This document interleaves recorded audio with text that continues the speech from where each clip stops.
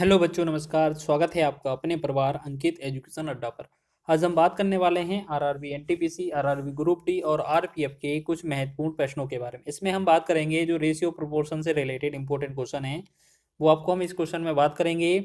और सभी क्वेश्चन आपके रेलवे के एग्जाम में पूछे हैं और इस तरीके के एग्जाम में बनने के क्वेश्चन चांस होते हैं, तो इस तरीके से आप रिविजन कर लीजिएगा इन प्रश्नों का। अगर आपको इन तरीके से कोई भी क्वेश्चन मिले तो आप बहुत ही आसानी से लगा लोगे।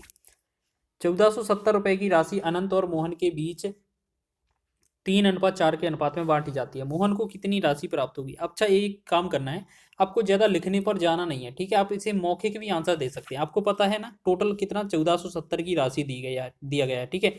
अगर टोटल की बात की जाए इन दोनों का अनुपात 3 और 4 मिलाकर ये 7 हो जाएगा, ठीक। पूछा किसका है? मोहन का। मोहन का पहला अनंत है, दूसरा मोहन है। मोहन कौन सा है? ये 4 अनुपात है, यानी कि 4 अनुपात का वैल्यू हमसे पूछा गया है। तो बस इसे कैलकुलेट करेंगे, आंसर हो जाएगा 7 एकम 7, 7 दूना 14, 7 एकम 7, 1 जीरो। 210 का 4 में गुणा करेंगे तो 21 का 4 गुना 84 होता है और 1 जीरो साथ में रहेगा, तो ये बनेगा 840। ऑप्शन नंबर डी इसका राइट होगा। मात्र 5 सेकंड के अंदर भी ये आपका क्वेश्चन हो जाएगा, ठीक है। बस समझाने में थोड़ा समय लगा है, लेकिन आपको 5 सेकंड के अंदर इन सवालों के हल करने हैं।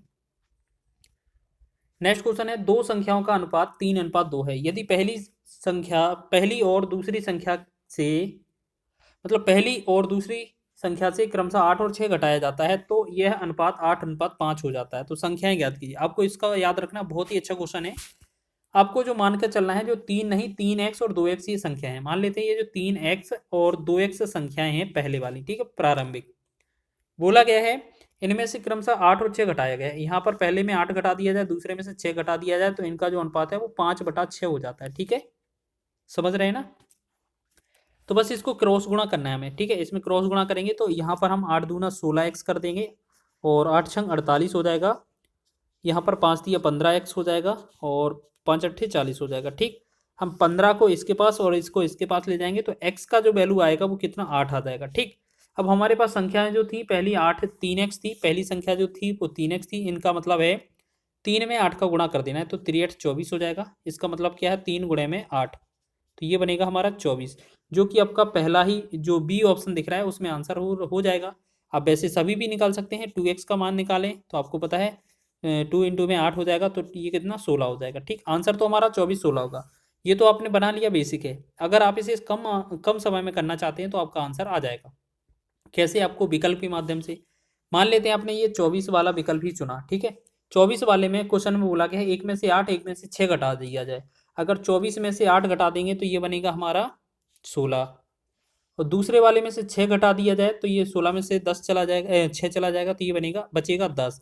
अब इनको अगर डिवाइड करेंगे, आप इनको अगर डिवाइड करेंगे, अनुपात करेंगे, तो 2 से डिवाइड करें 2 8 16, 2 से डिवाइड करें 2 पंचे 10। तो हमने देखा 8:5 इसी विकल्प से बनेगा, और कोई भी विकल्प नहीं है जिससे 8:5 बन जाए।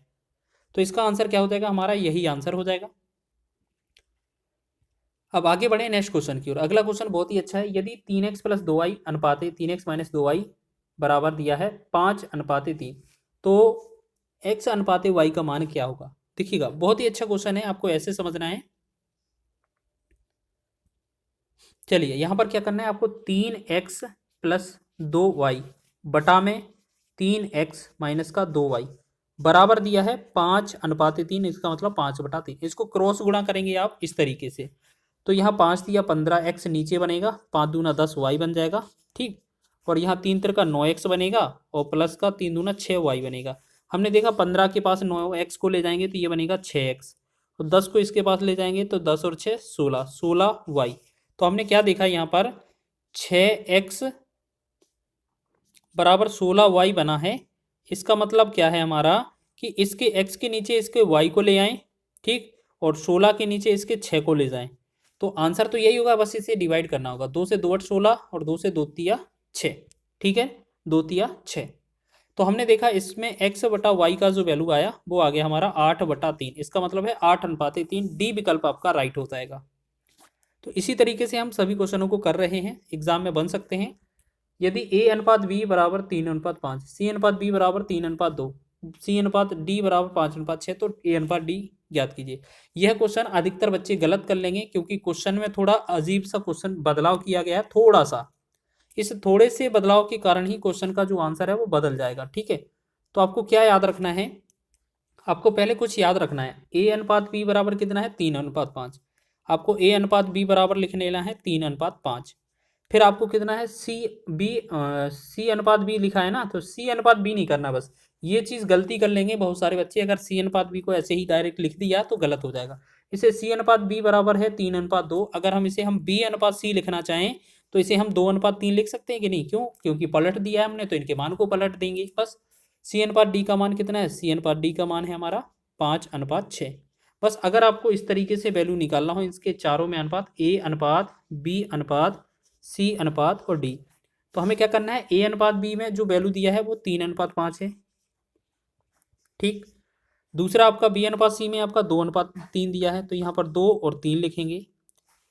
तीसरे में आपके सी और डी में 5 और 6 का अनुपात है, 5 और 6 लिखेंगे, ठीक है। अब यहाँ खाली है तो 5, यहाँ खाली है तो यहाँ भी 5, ठीक है। इतना हो गया। इसके आगे 2 लिखेंगे, इसके आगे 3 लिखेंगे, मतलब जिस तरफ जो खाली होगा उसको लिख देंगे। 5 लिखेंगे, फिर 5 लिखेंगे, ठीक है। अब आपको पूरा गुणा नहीं करना है, बस आपको पूछा क्या है? किस किस में अनुपात पूछा है हमसे? ए अनुपात डी। देखना, ए अनुपात डी। आपको क्या है? समय बचाएगा ये चीज़। आपको ए और डी में अनुपात चाहिए तो हम क्या करेंगे? इन्हीं दोनों में आपस में काटेंगे। देखो 5 से 5 कट जाएगा, 3 से 3 कट जाएगा, 2 एकम 2, 2 तिया 6। इसका मतलब पहले वाले में 1 बचा हमारा और डी वाले में 3 बचा। तो इसका मतलब क्या है? हमारा 1:3 आंसर होना चाहिए। बिल्कुल सी ऑप्शन इसका राइट होगा। अब पूरा गुणा करेंगे, आपका समय वेस्ट जाएगा, तो इसलिए हमें याद रखना है जो क्वेश्चन में पूछा है उसको ही सीधा ज्ञात करें। तो सी विकल्प आपका राइट आंसर हो जाएगा। आगे हमारा क्वेश्चन है, एक व्यक्ति की आय और व्यय का अनुपात 9:5 है। यदि उस व्यक्ति की आय 27,000 है तो उसकी बचत राशि कितनी है? आपको एक चीज़ याद रखना है, जो टोटल 27,000 राशि है वो उसकी आय है। तो आपको पता है ना, आय पहला वाला अनुपात है तो 9 है, मतलब आय जो है वो 9 का वैल्यू दिया है। व्यय अगर आपका 5 है, अगर देखिए एक बात बताइए, अगर आपकी आय 9 है, उसमें से अगर हम 5 व्यय कर देते हैं, खर्च कर देते हैं, तो जो बचत होगी वो कितने की होगी? 4 की बचत हो जाएगी कि नहीं? हो जाएगी, क्योंकि 9 जो है वो आपकी आय है और 5 जो है वो आपका व्यय है। तो बचत कितने की? 4 की होगी, मतलब हमसे 4 का वैल्यू पूछा है। तो 9 एकम 9, 9 तिया 27। 3,000 का बस 4 में गुणा करना है, बस कर देंगे। 3 का 4 में गुणा करेंगे, 3 चौके 12, तो ये 12,000 जो होगा इस क्वेश्चन का राइट आंसर होगा। सी विकल्प आपका सही हो जाएगा, ठीक है। आपको हर एक क्वेश्चन में क्या है? समय बचाना है और अच्छे शॉर्ट तरीके से लगाना है। 1190 दो व्यक्तियों के मध्य 11:23 के अनुपात में बांटे गए हैं। बड़ा भाग प्राप्त करने वाले व्यक्ति को प्राप्त हुआ है। अब ये बताएं बड़े वाले को कितना प्राप्त होगा? तो सबसे पहले ये बताएं 1190 है जो इन दोनों का टोटल है, इन दोनों को जोड़ेंगे तो 11 और 23 कितना होता है? आपको याद रखना है, ये 34 होता है कि नहीं? हमसे पूछा है बड़ा भाग, तो बड़ा भाग तो आपका 23 है, तो गुणा 23 कर देना है बस। या तो आप ऐसे समझ लीजिए कि इन सभी ऑप्शन में आपको 23 से गुणा करना है, इसका मतलब ये 23 का मल्टीपल होगा कोई ना कोई आंसर, ठीक है ना। तो आप देखेंगे जल्दी से, तो इसका आंसर क्या होगा? आप ऐसे समझें, 17 दूना 34, 17 सत्ते 119 और 0, 2 एकम 2, 2 से 35। तो हमने देखा यहाँ पर 35 गुणे 23 करना है। तो अब एक बात बताइए, यहाँ पर पीछे 5 है, यहाँ पर पीछे 3 है, अगर 5 या 15 करेंगे तो यूनिट डिजिट जो है आपका आंसर 5 आना चाहिए। तो सिर्फ 805 सिर्फ एक ही विकल्प दिया हुआ है, तो हम पूरा गुणा करने की आवश्यकता ही नहीं है हमें। तो सी विकल्प आपका आंसर हो जाएगा, ठीक है। ये चीज़ें आपको याद रखनी पड़ती हैं, बाकी गुणा करेंगे तो आपका इतना ही आएगा। ये चीज़ें याद रखनी होती हैं जिससे आपका समय बचे। अगला क्वेश्चन है, अगला क्वेश्चन देख लीजिए। यहाँ पर क्वेश्चन में क्या लिखा है, पहले थोड़ा जूम कर लें इसे। चलिए क्वेश्चन में जूम कर लिया क्वेश्चन को। अब क्वेश्चन में लिखा है आपका, राम और श्याम के बीच एक धनराशि 8:19 के अनुपात में विभाजित की जाती है। यदि श्याम को 247 रुपये प्राप्त हुए तो राम को कितनी राशि प्राप्त हुई है? इसका मतलब क्या है, जो श्याम को कितना रुपये प्राप्त हुआ है? 247। 247 किसको प्राप्त हुआ है? श्याम को। तो श्याम वाला अनुपात दूसरा था, तो दूसरा का मतलब ये 19 का वैल्यू दिया था। हमसे राम का वैल्यू पूछा है, मतलब पहला वाला अनुपात का वैल्यू पूछा है, 8 का अनुपात पूछा है। तो बस 19 से डिवाइड कर दें, 19 से कम 19 हो जाएगा, और यहाँ 57, 19 दिया 57, 13 का 8 में गुणा करेंगे, 13 अट्ठे 104 हो जाएगा, जो कि आपका राम का आंसर हो जाएगा, ठीक है। तो राम का भाग हो जाएगा आपका ऑप्शन नंबर ए वाला। तो बहुत ही आसानी से आप ये क्वेश्चन भी आंसर कर रहे होंगे। नेक्स्ट क्वेश्चन देखेंगे। अगला क्वेश्चन लिखा है कि एक्स की धनराशि को ए बी सी के बीच इस प्रकार विभाजित किया जाता है कि उनके हिस्सों का अनुपात 2:3:5 है। यदि बी और सी के हिस्सों के बीच धनात्मक अंतर 5,940 है तो एक्स का मान कितना होगा? अब देखिएगा एक बात बताइए, आपने मान लेते हैं ए बी सी जो लिखा था अनुपात, इनका 2:3:5 था, ठीक है। अब एक बात बताइए, क्वेश्चन में बोला है कि बी और सी का डिफरेंस, बी और सी का अंतर, बी और सी का अंतर यहाँ पर कितना है, 3 और 5 का अंतर 2 आया, यानी कि जो 5,940 रुपये हैं वो आपको 2 अनुपात का वैल्यू दिया है। हमसे पूछा है एक्स का मान, एक्स तो टोटल राशि होगी ना, तो टोटल हमें अनुपात कितना होगा, देखिए 2 और 3 5 और 5 10, टोटल कितना होगा 10, तो हमें 10 से गुणा कर देना है बस। तो 2 एकम 2, 2 से 2 दूना 4, 1 9 हो जाएगा, तो 2 9 18, 1 14, 2 7 14, 1 0। तो हमने देखा 2970 में 10 का गुणा करेंगे तो ये हो जाएगा 29,700, जो कि आपका डी विकल्प आंसर हो जाएगा। तो इस तरीके से आप यह क्वेश्चन भी आसानी से लगा लेंगे।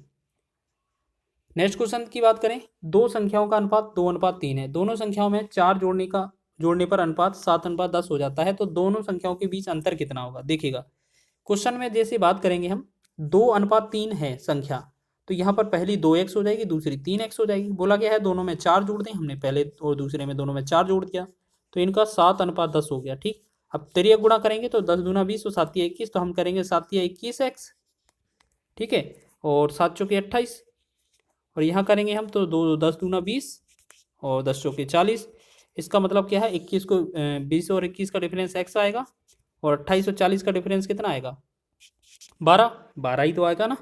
तो x का वैल्यू 12 आ गया। हमने बोला है इन दोनों का अंतर, 2x और 3x का डिफरेंस जो आएगा वो 12 ही आएगा हमेशा, तो अंतर हमें इतना ही तो मिलेगा, तो सीधा बीच का अंतर पूछा है तो 12 इसका राइट आंसर हो जाएगा, ठीक है। चलिए आगे बढ़ें अगले क्वेश्चन की ओर। संख्या की जरूरत नहीं थी, इस वजह से नहीं लगाया हमने। अगला क्वेश्चन है 8:4:4 समानुपात, फिर 3:2:1, और इस तरीके से ये दोनों दिए हैं और बोला है एक्स और वाई का अनुपात ज्ञात कीजिए। तो सबसे पहले एक्स और का वाई का मान निकाल लें। तो यहाँ 8:4 समानुपात में 3.2 अनुपात में एक्स, ठीक है। दूसरा क्या है हमारा, 3:6 समानुपात में 6 अनुपात में वाई, ठीक। तो बस इसको करना है, 8 का 4 में गुणा करेंगे 8 गुणे में, सॉरी 8 का x में गुणा करेंगे 8x, अंदर अंदर का बाहर बाहर का गुणा होता है इस तरीके से। तो 4 का गुणा करेंगे 3.2, तो 4 एकम 4, 4 दूना 8, 2 से डिवाइड करें तो यहाँ 1.6 आएगा, तो x का जो वैल्यू आया वो 1.6 आ गया। ऐसे ही इनको करें तो 3 का गुणा हमने y वाले में कर दिया और 6 गुणे 6 कर दिया, ठीक। तो 3 एकम 3, 3 दूना 6, तो y का जो वैल्यू आया 6 दूनी 12 आ गया। हमसे बोला गया था कि x और y में अनुपात, तो x का वैल्यू 16 मतलब 1.6 है, इसका वैल्यू कितना है 12 है, ठीक है ना। तो एक काम करेंगे, अगर इधर से पॉइंट हटाएंगे तो इधर 0 बढ़ाना पड़ेगा, ठीक है। तो हम 4 से भाग करें, 4 चौके 16, 4 से भाग करें 4 तिया 12 30, 2 से भाग करें 2 दूना 4, 2 से भाग करें 15, तो हमने देखा 2:15 जो होगा इसका राइट आंसर बन जाएगा, जो कि आपका बी विकल्प में दिया हुआ है। इसी प्रकार आगे कुछ और क्वेश्चन की बात करेंगे, तो ये क्वेश्चन आपका इंपॉर्टेंट है, हर एग्जाम में ये पूछा जाता है, चाहे कोई सा भी एग्जाम हो। 16 और 40 का तृतीयानुपाती या तीसरा अनुपात क्या होगा, तो आपको बताना है थर्ड टर्म कैसे आता है। जो आपके पास 16 और 40 लिखे हैं ना, इनका तीसरा टर्म कैसे आएगा, जो आपका 40 है ना दूसरा पीछे वाला, इसको 2 बार लिखना है गुणा में, और बटा में पहले वाले से भाग कर देना, आपका आंसर आ जाएगा, ठीक है। तो 8 दूना 16, 8 पंचे 40 हो जाएगा, 2 एकम 2, 2 से 20 दूना 40, तो 20 का 5 में गुणा करेंगे तो ये आ जाएगा हमारा 100। तीसरा जो अनुपात है वो क्या आएगा हमारा 100 आएगा, ठीक है। बहुत ही अच्छा क्वेश्चन है, एग्जाम में बन सकता है। चलिए इस लास्ट क्वेश्चन की बात कर लेते हैं। तो 4 9 12 का चतुर्थानुपाती ज्ञात कीजिए। मान लेते हैं हमने जो चौथा अनुपात है 4 हो गया, 9 हो गया, 12 हो गया, ठीक है। चौथा अनुपात x मानेंगे, तो अंदर अंदर का बाहर बाहर का गुणा किया जाता है, तो 4 गुणे में x बराबर 9 गुणे में 12, तो 4 एकम 4, 4 तिया 12, तो x का जो वैल्यू आया 9 का 3 में गुणा 27 आ जाएगा, तो 27 जो होगा इस क्वेश्चन का राइट आंसर हो जाएगा, ठीक है। सभी क्वेश्चन आपके महत्वपूर्ण हैं और एग्जाम में पूछे जा सकते हैं। अगर वीडियो अच्छा लगा है तो वीडियो को लाइक करें, शेयर करें, चैनल पर नए हैं तो चैनल को सब्सक्राइब कर लें।